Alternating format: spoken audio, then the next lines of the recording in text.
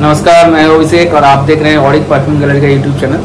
तो देखिए, आज का जो टॉपिक है वो परफ्यूम में यूज़ होने वाला ऑयल कॉन्सेंट्रेशन, उसका लॉन्जिविटी में उसके ऊपर जुड़े हुए मिथ के ऊपर।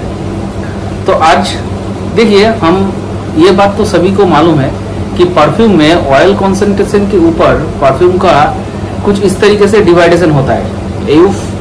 फ्रेश से लेके शुरू होके परफा और एक्सट्रैक्ट दे परफा। तो एओफ्रेश जो है उसमें ऑयल कॉन्सेंट्रेशन परफ्यूम का सबसे कम रहता है, और जो परफा और एक्सट्रैक्ट दे परफा है उसमें ऑयल कॉन्सेंट्रेशन सबसे ज़्यादा रहता है। उसके ऊपर से उसका लॉन्जिविटी भी डिपेंड करता है।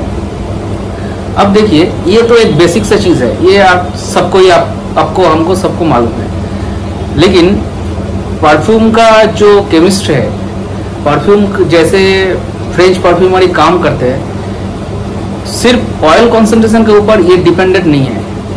अब देखिए, मार्केट में एक मिथ क्या चल रहा है ना कि ज़्यादा ऑयल कॉन्सेंट्रेशन मतलब परफ्यूम में लॉन्जिविटी ज़्यादा है।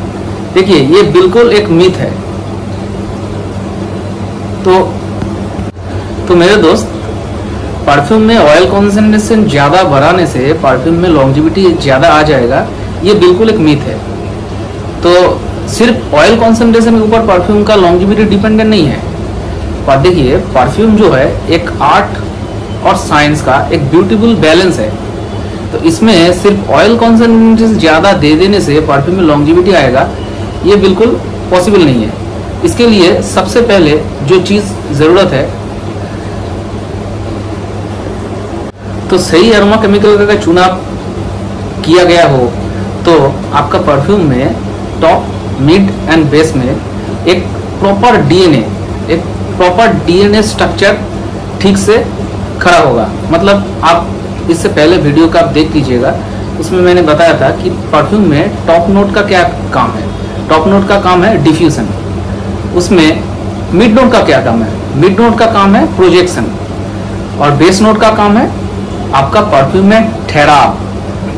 ये तीन चीज जब एकत्रित होगा तभी एक परफ्यूम कहलाएगा।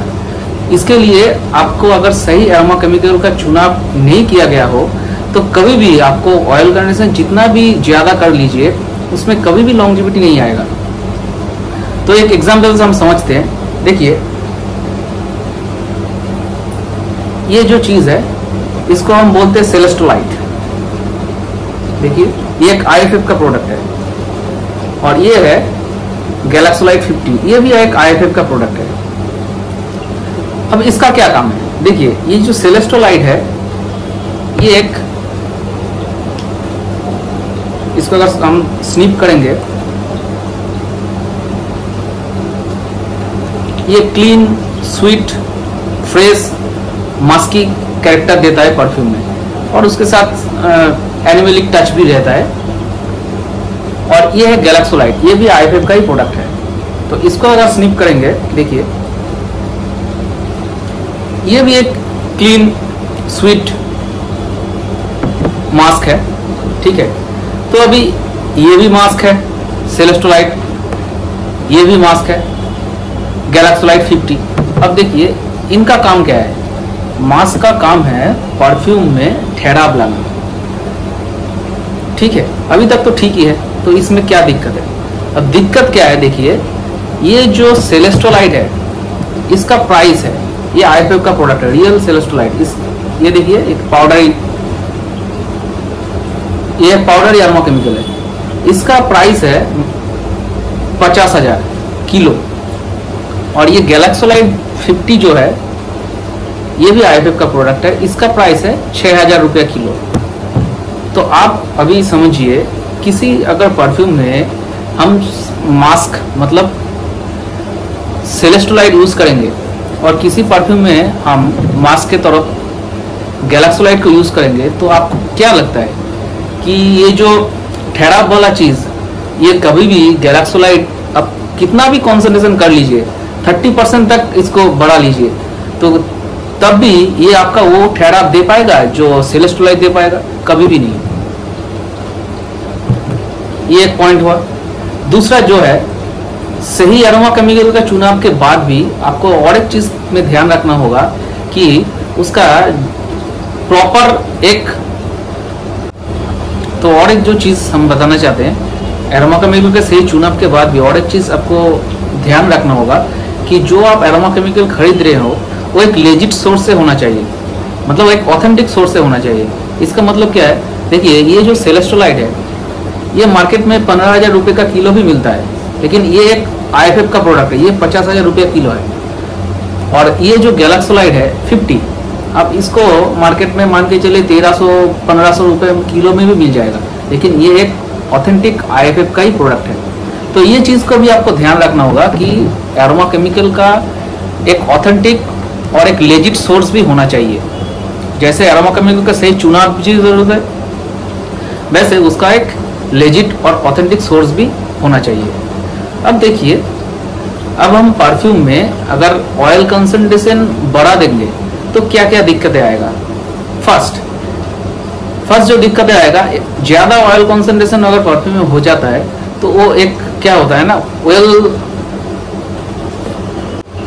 तो देखिए आगे अब जो चीज़ मैं बताना चाहूँगा कि अगर ऑयल कंसंट्रेशन हम ज़्यादा करते हैं परफ्यूम में तो क्या क्या दिक्कतें आते हैं।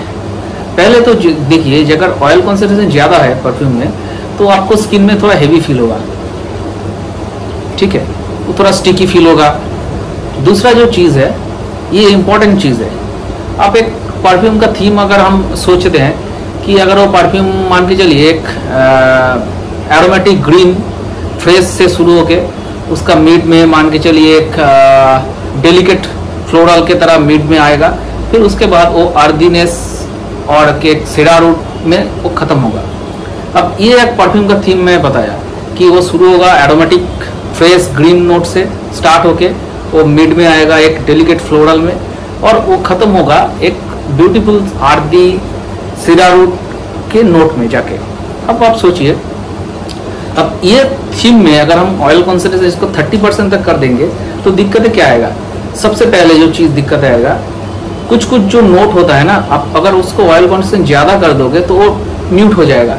उसमें सिट्रसी वाला जो नोट है, डेलिकेट फ्लोरल वाला जो नोट है, ठीक है, और ये जो नोट हम बता रहे हैं, ये नोट अगर आपका ऑयल कॉन्सेंट्रेशन जब ज़्यादा हो जाएगा, एरोमेटिक वाला ग्रीन वाला जो नोट है, इसमें ये सारे जो नोट है, इसमें अगर ऑयल कॉन्सेंट्रेशन ज़्यादा कर दोगे तो क्या होगा, ये सब नोट म्यूट हो जाएगा। अब देखिए, परफ्यूम में पहले ही बताया एक आर्ट और साइंस का ब्यूटीफुल कॉम्बिनेशन है, तो परफ्यूम में हर एक नोट का खिलना ये सबसे महत्वपूर्ण चीज़ है एक परफ्यूम को अच्छा परफ्यूम कहलाने में। तो हमेशा ये ध्यान रखिएगा कि कुछ जो नोट मैंने बताया, जैसे सिट्रसी नोट, मान के चलिए बर्गामोट हो गया, जो ग्रीन एरोमेटिक जो नोट मैंने बताया था, मान के चलिए कटा हुआ घास, और उसके साथ मान के चलिए बेसिल का नोट, मिंट का नोट, ठीक है, ग्रीन एप्पल का नोट, ये सब जो नोट है ना, इसको आप ज़्यादा ऑयल कॉन्सेंट्रेशन कर दोगे, जैसे कि लाइट फ्लोरल व डेलिकेट फ्लोरल वाला नोट, ठीक है, तो ये सब जो नोट है इसको अगर आप ज़्यादा कॉन्सेंट्रेशन कर दोगे तो इसमें क्या होगा ना, ये नोट सारे म्यूट हो जाएगा, वो आपको फील ही नहीं आएगा, ठीक है। ये चीज़ का आपको ध्यान में रखना होगा कि ज़्यादा ऑयल कॉन्सेंट्रेशन बढ़ाने से ये सब नोट परफ्यूम में ठीक से खिलेगा नहीं। तीसरा जो चीज़ है, अगर हम ऑयल कॉन्सेंट्रेशन को 30% तक कर देंगे या 25% के ऊपर तक लेके जाएंगे ना, तो इफ्रा का जो स्टैंडर्ड लिमिट है उसमें हम पास नहीं हो सकते, क्योंकि मैंने बताया था कि इफ्रा का एक स्टैंडर्ड है कि हम लोग जब स्किन में परफ्यूम को यूज़ करते हैं तो हमारा स्किन जो है वो हर एक एरोमा केमिकल का सहने का एक लिमिट होता है मैक्सिमम, तो उस लिमिट में ये फेल हो जाएगा। चौथा जो पॉइंट है, परफ्यूम में जो स्प्रे मैकेनिज्म होता है उसमें वो लिक्विड का डेंसिटी भी एक फैक्टर है। अगर ज़्यादा डेंस हो जाएगा ना वो लिक्विड, तो वो उसका स्प्रे मैकेनिज्म ठीक से काम नहीं होगा, ठीक है। अब हमको कमेंट में ज़रूर बताइएगा, इससे भी और भी काफ़ी पॉइंट हो सकता है कि ज़्यादा ऑयल कंसंट्रेशन बढ़ा देने से क्या क्या दिक्कत हो सकता है, तो आप कमेंट में ज़रूर बताइए। इससे अलावा और कौन दिक्कतें आ सकता है। तो देखिए, इस वीडियो में जो बातें हमने डिस्कस किया उसका एक शॉर्ट मेमोराइज कर देता हूँ। तो परफ्यूम में लॉन्जिविटी के लिए सिर्फ वो ऑयल कॉन्सेंट्रेशन बढ़ा देना ये सही बात नहीं है, एक बिल्कुल मीथ है। तो उसके लिए जो चीज़ ज़रूरत है कि आपको सही एरोमा केमिकल का चुनाव टॉप, मिड एंड बेस में होना चाहिए। दूसरा है आपको सही एरोमा केमिकल चुनाव के साथ उसका एक लेजिट सोर्स से होना चाहिए एरोमा केमिकल, ठीक। और तीसरा बात जो है वो आप हमको कमेंट में बताइए कौन सा बात है, ठीक है।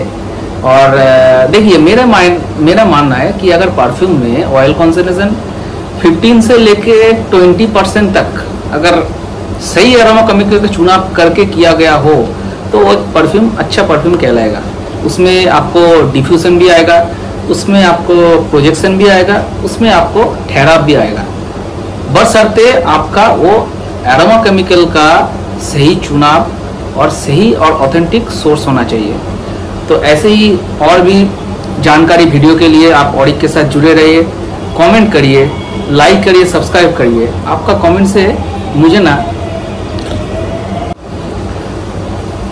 से मुझे मोटिवेशन मिलता है।